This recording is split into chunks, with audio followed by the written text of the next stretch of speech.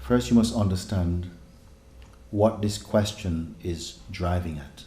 What is it hinting at? Try to understand what the question is. The intention of the question is very important. It's not a mantra. It's not just a mental method or something. And actually, there cannot be any answer mentally or conceptually or intellectually to the question, who am I? There cannot be, because upon hearing it, you see, but it's just another idea, it's just a concept. I'm here to hear it. So it cannot give me what I am, any answer. So then I say, if there is no answer to the question, who am I, then what is the purpose of the question then? It cannot be merely to engage in intellectual debate. The question must be an opportunity for an introspection, isn't it? To find out, what arises here as the feeling I. And the reason why the question is important is because everyone assumed I to be a person. Even people in spirituality for a long time, they are not only speaking, they are behaving as though I am just a person, you see. And it cannot help it. It betrays the fact that it has not yet been understood in the heart what this question is pointing to. I say, what we are speaking about is totally, totally possible and available. I don't want to say, if you keep on next month, next year. No, it is, you are already this. But the orientation of the mind and the attention is to identify as being a person and body. And so I try to expose this so that you actually experience through insight that that is incorrect, that the identities, you actually experience this, not think it. Yes. But here comes another question, that is, before it becomes internalized, should we go through this process of thinking, repeating ourselves, reminding ourselves? Now, this is the purpose of the satsang, in Yes. fact, because it's not, in many cases, although it's possible to convey or that something gets ignited in a conversation like this, more often than not, it will take a slow immersion in the environment of satsang, because as you sit, even quietly, even without questions, as you sit in satsang, it begins to stir up the dormant tendencies. They begin to come to the surface. And it can take many different forms. You can feel a lot of resistance sometimes, fear can come. Then you're reminded that they are just momentary, it's okay. They cannot exist apart from the one who watches them, and keep on pushing the attention back on the weakness of it. Because what tends to happen is that we go to the story of it, to the movement, and we are saying, oh no, this is happening, and I'm saying, but what is watching it? And then somehow you're forced back into the recognition of yourself as the seer or the perceiver of what is coming on. And gradually this just takes hold inside the consciousness. And as soon as that becomes increasingly clear for you, then the pull of the external becomes very weak.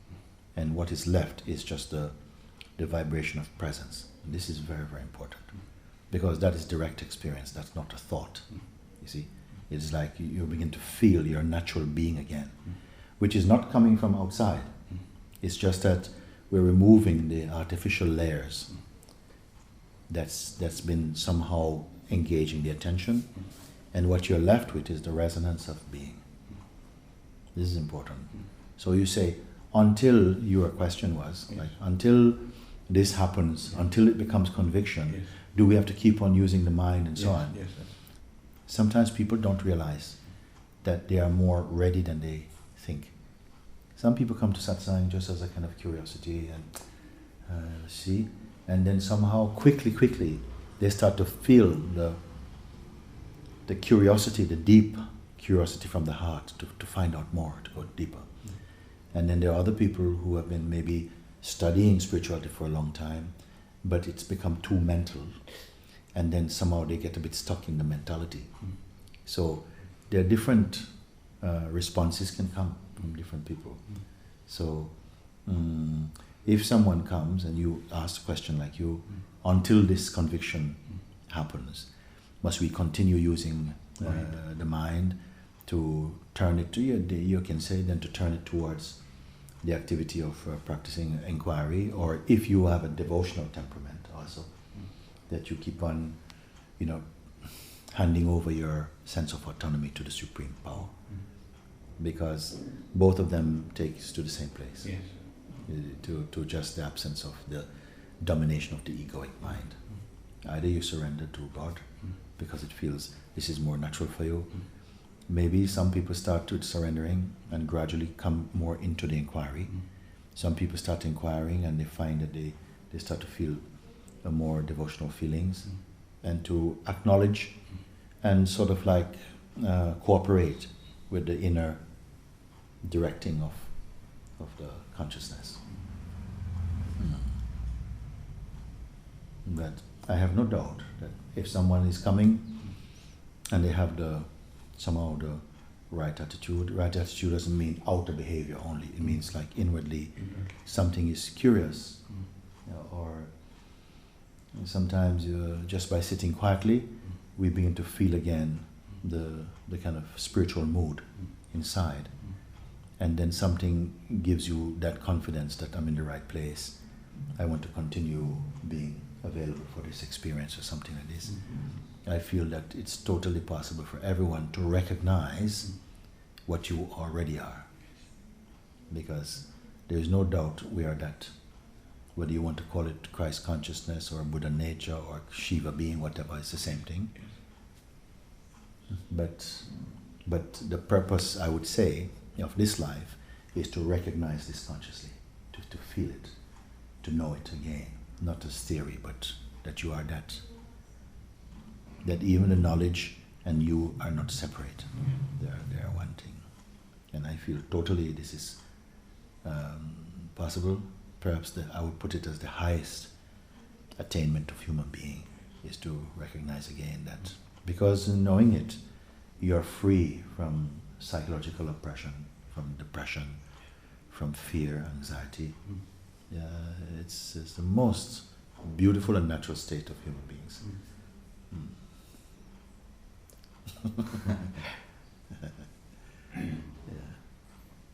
Sorry, I have a small doubt. Please, yes. Is it a sort of process or it just happens? It is both. It's both. Let's understand something.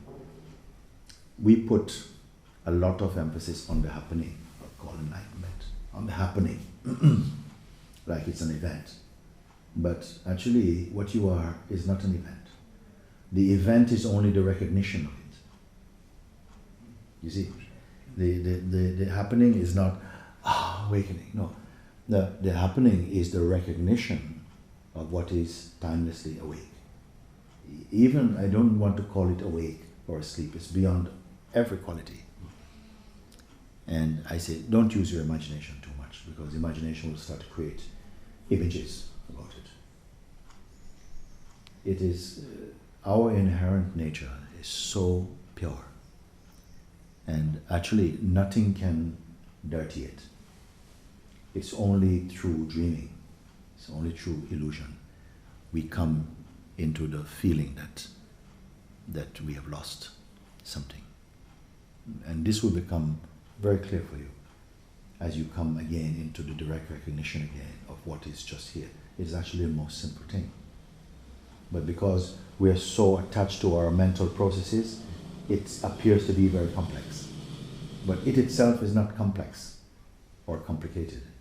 What we are is completely, not even simple can define it.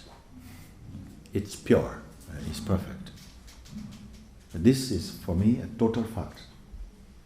What stands in the way of that recognition is just the belief in our identity and our conditioning. That's the only thing that can appear to blur it, But even this blurring of it is not true. It's only imagination. And I feel that somehow we are attached to our imagination. Because somehow in the beginning we had no qualities that we were attached to. We were just a pure, perfect beingness. But with identification first with the I principle, and then the I am the body idea, then every other concepts began to come in. And so we acquired all this conditioning, and then you believed in the conditioning, then you became attached to the conditioning. At the same time being attached, we are suffering the conditioning at the same time. And eventually, somehow, for whatever, no one can actually say exactly why, something begins to turn your attention this way more than so out. Once we become attached to the conditioning, there comes a fear that without our conditioning, we are lost. But it's just another illusion. Without your conditioning, you are totally free. But when I say without your conditioning, I don't mean you have to kill your conditioning. I mean only that you have to understand that your conditioning is only a garment over you. That it cannot exist without you, the consciousness, being aware of it. And so in satsang, you are again coming again and again into the reminding that you are just a consciousness. And it's not a mental recognition, it's recognition happens inside the heart. And it can happen also just by being present. Just by being present. It's not necessarily, some people, they want to ask questions but they don't yet have a question. So I said, no, nothing's expected of you. The very fact that you are present here is already, you're inside the inquiry. And gradually, a question may come for you. Or you may just continue benefiting from the approaches of other people and the responses that come. Because we are speaking about one common being, everybody's question relates to you. You see, like this. Because it's not, in the end, you cannot just solve a problem personally, because the person itself is illusory. Yes. You see. So we don't focus so much on the person, so to push you back into your impersonal consciousness. And that itself takes care of all the rest spontaneously, automatically. And this is the beauty of self-recognition.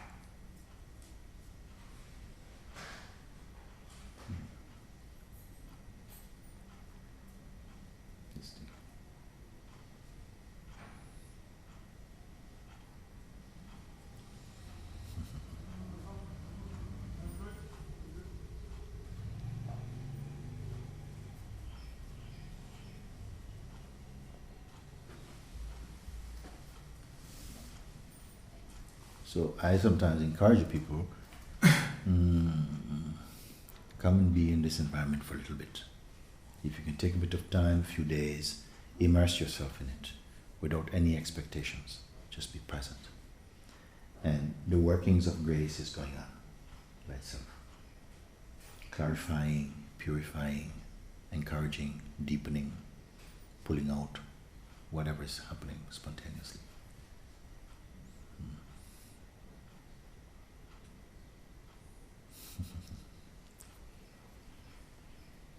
But what I wanted to put in front of everyone, totally possible. And these days, it's not so attractive in the true sense for people to try and control the mind. These are ancient techniques. They didn't really work, actually. They worked for short periods of time while we were engaged in that practice, whether it's pranayama or vipassana or whatever, or chanting or so on. They help to refine the consciousness and to deepen the meditative quality of the consciousness. But it was not totally reliable, you see. And now, just the inquiry is very immediate, very direct way. But it has to repeat itself. That's repeat. And because the attention keeps going back again Yes. to the past, Yes. keeps going back again to reference points Yes. in the mind, and each time you have to be pulled back to say, but you're observing that. That is the lesser, you are the greater. Remember, you keep checking in and confirming, but this is, of course, it is true.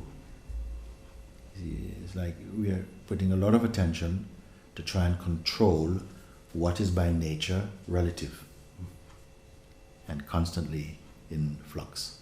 So you just need to be aware of this movement without becoming emotionally involved with it or becoming attached to whatever it is that appears for us.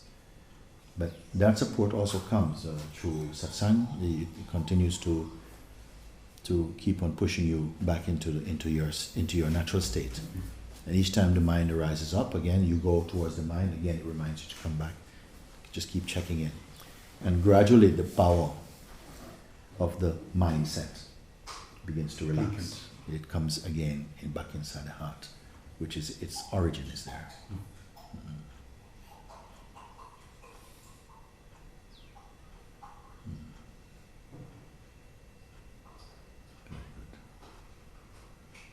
Swamiji, is there any space where the truth is actually contained? Is there any space where truth is contained? Actually, the truth pervades everything, but nothing can contain it. The truth is pervading everything, but nothing can contain it because it has no limit. It has no limit, has no boundary, has no shape. It is not limited by time or space. In fact, time and space are concepts arising out of it, but it is really untouched. It's very important to know this, because for many people, they imagine that the truth is like some sacred cluster of concepts. But truth is beyond the concepts. No concept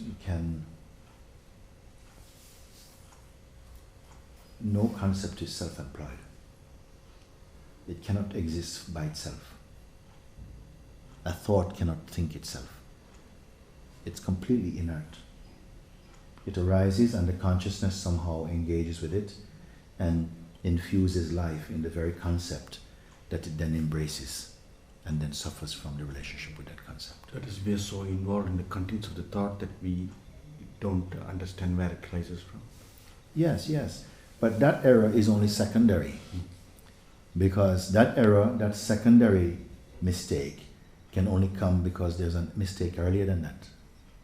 And the mistake that is earlier than that is that you take yourself to be the one who is changeful. Okay. You see? As soon as that identity, I am this person, this is me, I am this body, I'm separate from you, I need my space, all of these things can come. You see? And all beings are touched by this conditioning anyway. It's just now it's not whether or not we are conditioned. It depends on how deep the conditioning is.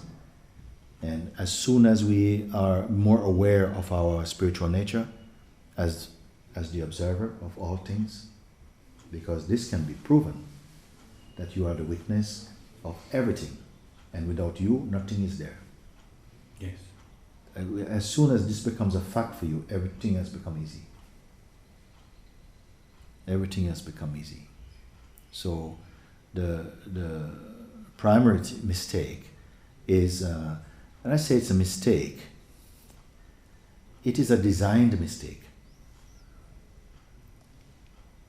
It's not the Supreme made a mistake. No, it is a design. It's like somehow it's as though we were intentionally meant to fall into the spell of Maya.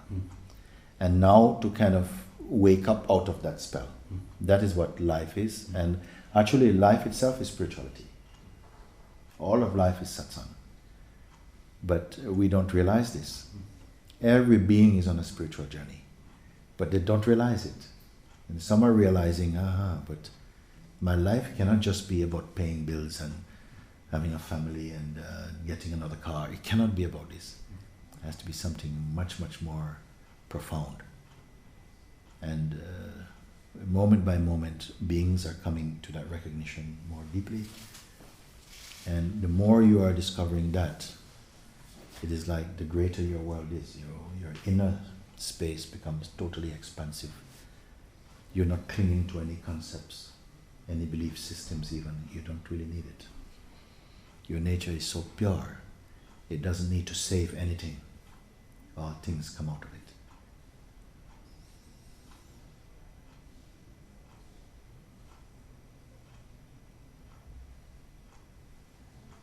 So, there is a great joy in sharing these things, reminding ourselves about it. Because in recognizing it, there's nothing but space and joy, freedom. It was never meant that any human being would be dominated by concepts. It was a slow fall. Most falls are fast. But our fall is like the falling of a feather. It's slowly falling from, in a way, from grace in a sense, falling more into the depth of identification, into delusion somehow. So because it's slow, in a sense, we don't question it. It gradually got absorbed in our consciousness, and the consciousness merged with the mind and personal identity somehow, and then forgot its original state. And in satsang, it's being reminded again that, but I am not that. I am not this. And so it's not that we get rid of the world, because the world also is divine somehow. Yes. But it's more that you lose your delusion about it. You lose your attachment, because it was never necessary for us to be attached. In the play, we were compelled to be attached because of identity. But in the state of reawakening, it's as though somehow you realize, but my original nature is not attached and does not need to be attached. Then you can have all the senses functioning, all of that can be there, taste and smell and feel and touch, and all of this can be there, but it is not dominating the consciousness. The consciousness is not addicted to the senses, it's not even addicted to experiencing it. But experiences can be there, but they won't overwhelm you. Nothing will overwhelm you, because now you've understood your real nature again. You see, then everything is in the correct proportion. You're not underneath anything at all.